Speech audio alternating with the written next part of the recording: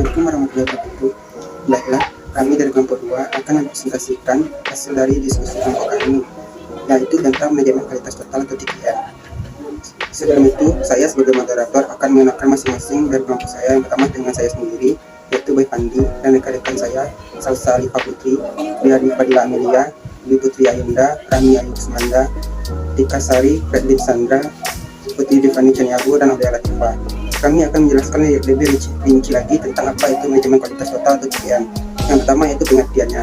Pengertian TQM adalah Total Management System atau yang disingkat dengan TQM, suatu sistem manajemen kualitas berfokus pada pelanggan atau customer first, dengan melibatkan semua level karyawan dalam melakukan peningkatan atau perbaikan yang berkesinambungan atau dalam secara terus-menerus. Total Quality Management atau TQM menggunakan strategi, data, dan komunikasi yang efektif untuk mengintegrasikan kedisiplinan kualitas ke dalam budaya dan kegiatan perusahaan singkatnya. Total Quality Management atau TQM adalah pendekatan manajemen untuk mencapai keberhasilan jangka panjang melalui kepuasan pelanggan atau customer satisfaction. Dan selanjutnya akan dijelaskan oleh rekan saya, Salsa Alifa Putri. Secara singkat, pelaksanakan TQM dalam suatu perusahaan adalah bertujuan untuk 1. Meningkatkan mutu sumber daya manusia sehingga mampu dan terampil dalam melaksanakan tugas dengan baik. Yang kedua, meningkatkan mutu produk dan pelayanan agar kepuasan pelanggan terpenuhi. Yang ketiga, meningkatkan kerjasama antar karyawan sehingga semangat kerja dapat terpelihara dengan baik. Yang keempat, meningkatkan produktivitas kerja. Yang kelima, menurunkan biaya. Dan yang terakhir, terlaksananya kebijakan dan sasaran perusahaan. Selanjutnya, satu gerakan yang melanda perusahaan Amerika Serikat pada tahun 1980-an meliputi maksimisasi kualitas dan minimisasi biaya melalui manajemen mutu. Manajemen mutu terpadu Total Quality Management atau TQM. Hal ini berarti secara konstan memperbaiki kualitas produk dan proses perusahaan sedemikian rupa sehingga secara TQM secara konstan bertanya, bagaimana kita dapat membuat hal ini menjadi lebih mudah, lebih cepat, atau lebih baik. Hal ini melibatkan tim bekerja dan konsisten memberikan nilai kepuasan yang semakin meningkat kepada pelanggan. Perbandingan dalam bentuk yang lebih luas, TQM menerapkan metode perbaikan kualitas pada semua proses perusahaan dari produksi sampai ke pelayanan pelanggan, penjualan dan pemasaran bahkan keuangan. Dengan memperbaiki kualitas dan mengurangi biaya di semua area tersebut, Hewlett Packard mampu mencapai hasil yang mengagumkan. Berbagai perusahaan lain yang telah secara sukses menggunakan TQM seperti Aerox, Motorola, General Electric, Marriott, Harley Davidson, dan Ford. Baiklah, saya Aulia Latifah BPS 19120028 akan melanjutkan materi mengenai aturan program TQM. 5 aturan untuk menentukan suksesnya suatu program TQM. Yang pertama, pejabat eksekutif perusahaan atau CEO harus secara tegas dan nyata mendukung program tersebut dengan perkataan dan perbuatan. Yang kedua, program TQM harus secara jelas menunjukkan bagaimana program tersebut menguntungkan pelanggan dan menciptakan nilai penghargaan untuk perusahaan. Yang ketiga, program TQM harus mempunyai beberapa tujuan strategis yang jelas, yaitu harus ditanyakan apa yang ingin dicapai oleh perusahaan. Yang keempat, program TQM harus memberikan hasil keuangan dan kompensasi dalam waktu singkat. Orang-orang perlu melihat hasil awal yang jelas dan nyata untuk terus mendukung program tersebut. Yang terakhir, program TQM seharusnya dibuat khusus untuk perusahaan tertentu. Jadi, suatu perusahaan tidak dapat hanya meniru program TQM perusahaan lain. Selanjutnya, walaupun terdapat beberapa keberhasilan, dalam misalnya Motorola mampu memotong $700 juta dalam biaya manufaktur selama lebih dari 5 tahun. Hanya sekitar sepertiga dari keseluruhan perusahaan, penggunaan program TQM Amerika yang mengidentifikasikan bahwa program TQM mereka secara signifikan telah meningkatkan kualitas produk, mengurangi biaya, dan meningkatkan daya saingnya.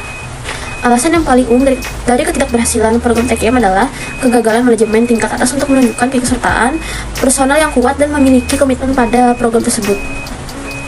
Alasan kegagalan lain yaitu program TQM seringkali tidak secara kuat dihubungkan dengan strategi bisnis perusahaan secara keseluruhan atau ditujukan untuk memberikan nilai kepuasan lebih kepada pelanggan.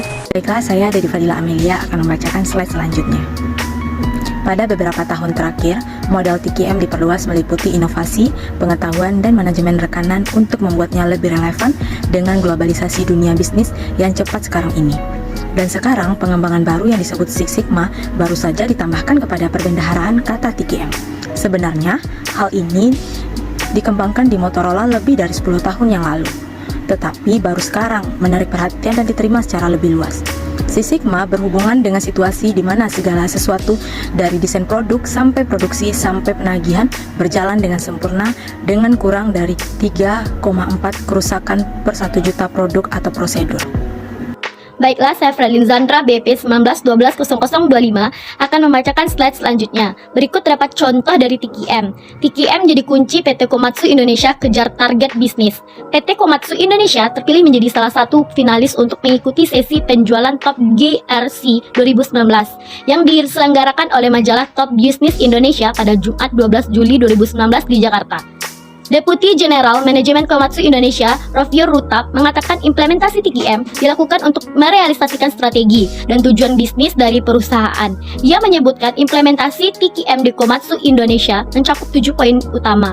Di antaranya yaitu yang pertama, mengenakan dan mensosialisasikan strategi dan target-target perusahaan, mulai dari visi, misi, tujuan, strategi berjangka, yaitu strategi pendek, menengah, dan jangka panjang, kebijakan manajemen, target per divisi, hingga penetapan target per individu perusahaan. Yang kedua yaitu implementasi TKM yang kedua menciptakan nilai-nilai baru dari sudut pandang pelanggan.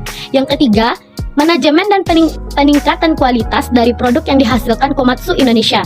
Yang keempat, membangun sistem manajemen. Yang kelima, implementasi TKM adalah mengumpulkan dan menganalisis informasi melalui sistem ICT yang telah terintegrasi. Yang keenam, yakni pengembangan sumber daya manusia pegawai.